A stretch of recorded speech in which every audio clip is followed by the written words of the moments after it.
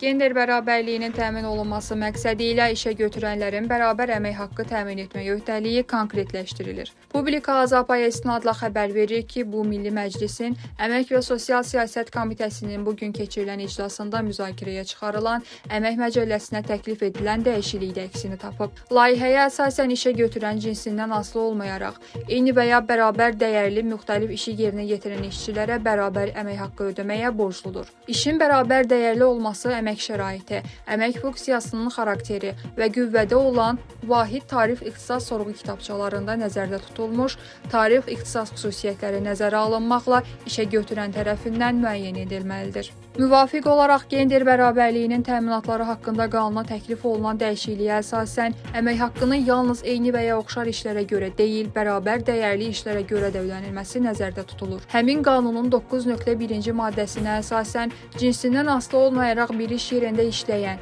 eyni ixtisas dərəcəsinə malik olan, eyni iş şəraitində işləyən, eyni dəyərli işi yerinə yetirən işçilərə əmək haqqı, həmçinin mükafatlar və ya işçini həvəsləndirmək məqsədi ilə ödənilən digər maddi ödənişlər eyni ödənilməlidir. Qeyd edilən maddəyə əsasən eyni ixtisas dərəcəsinə, eyni dəyərə malik eyni işi görən kişi və qadınlara bərabər əmək haqqı ödənilir.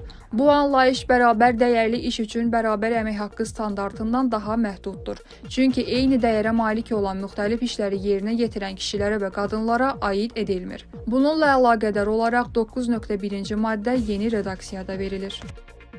Videomuzu bəyəndinizsə kanala abunə olmağı və videonu bəyənməyi unutmayın.